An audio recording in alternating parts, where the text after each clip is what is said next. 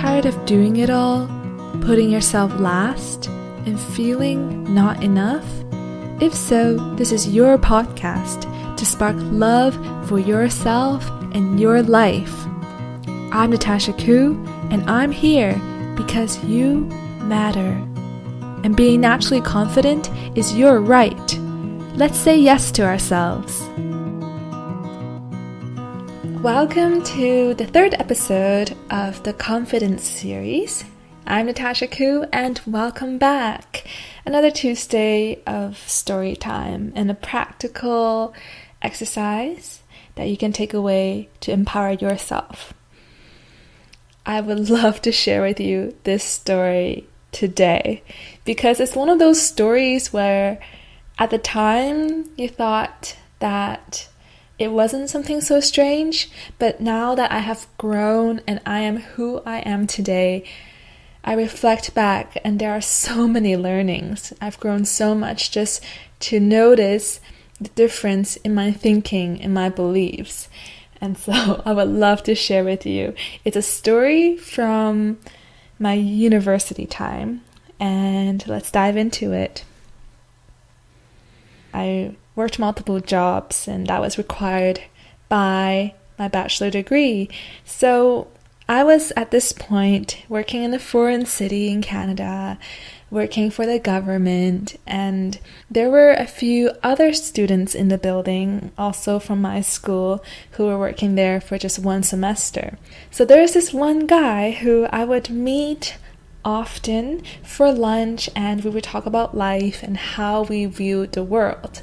And then one day, at one lunchtime, he shared with me that he wants to, in every single way, be just above average.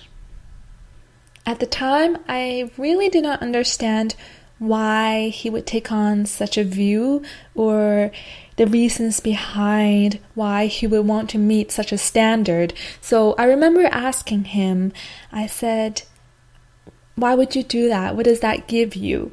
And his answer was, well, if you're average, then that's what happens to you in life too. How you appear, what you eat, what you do. As long as you're coming across as just being average or even below average, then that's what you're getting. And he told me that people will treat them less than average. Maybe your pay will be less than average. So that's the reasoning behind his trying to meet the standard. And to me, it just never ever occurred to think in this way, to have this scale of if you act this way or dress this way in relation to others in the world, then this is what you get. I remember feeling a deep emotion with what he shared with me. And I remember just feeling compassion and thinking, wow, that must take a lot of effort to upkeep.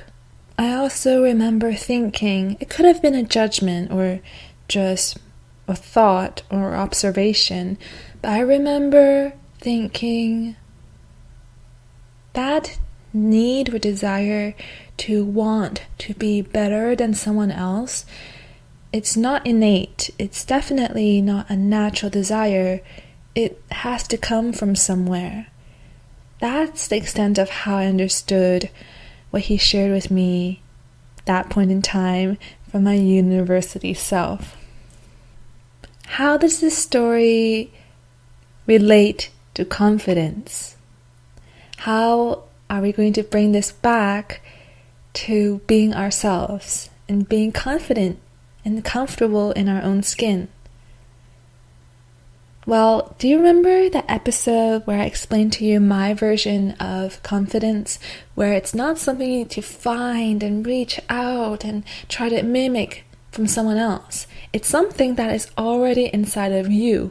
We just need to allow this energy to flow.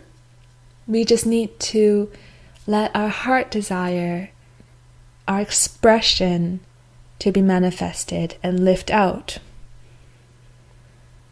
Well, I love to reflect back on this story because just by having the belief that I must be better than the average human being, I must have a better house, girlfriend, job, shirt, weight, lunch, friends, vacation.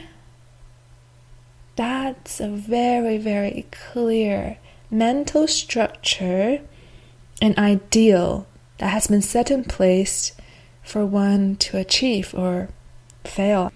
I didn't see this at the time, but maybe what he was sharing with me was actually a subdued cry for help, or just sharing from the heart saying, I'm afraid to be myself. In fact, I don't know who I am because I'm busy trying to meet the standard. I'm getting to know the average in life. I see the average genes out there. I see the average life out there. But I don't know what I am here to do. I don't know what my true calling is and how that relates to me. All I know is the outside world. We all know this feeling. This feeling that it's more important to fit in, to be like others, and just to feel normal and just not strange anymore. I know what it feels like. But at the end of the day, imagine if you were to live to such a standard. Would that bring you happiness, depth, confidence in who you are? Can you be confident by being someone else who you are not?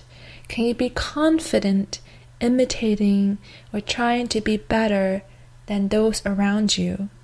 I'm not here to preach, just to share my story.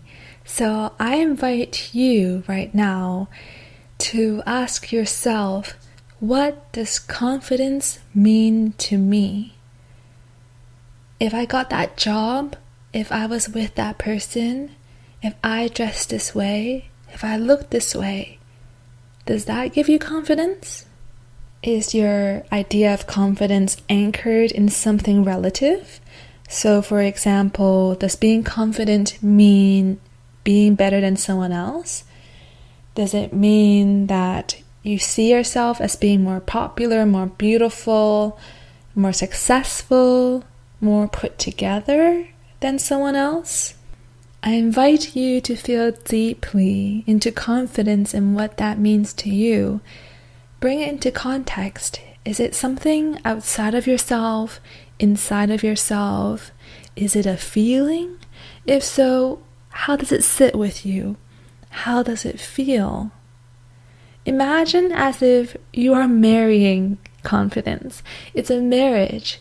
So how does that look like? How does it interact? How does it work for you?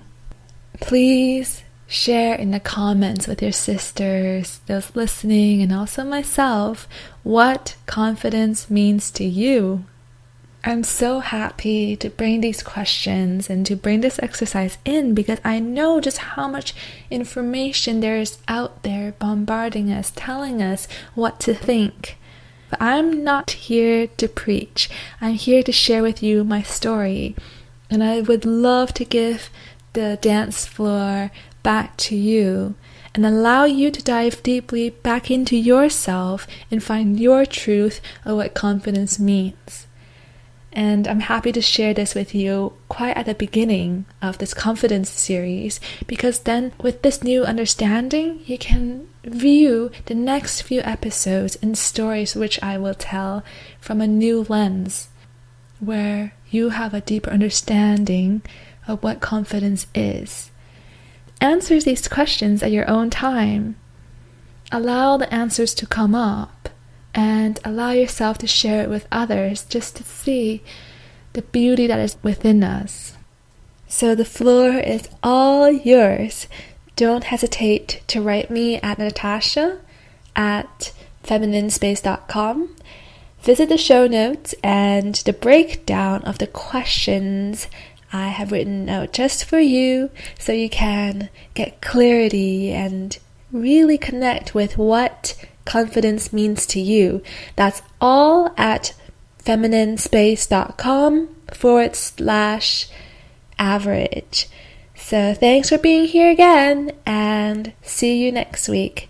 Ladies, don't forget, let's flow with self-love and reignite our natural power. Till then! You are not alone. Want to walk your path with other amazing women who get you? Join us at the Free Feminine Space Facebook community. Just request access at femininetribe.com. See you there.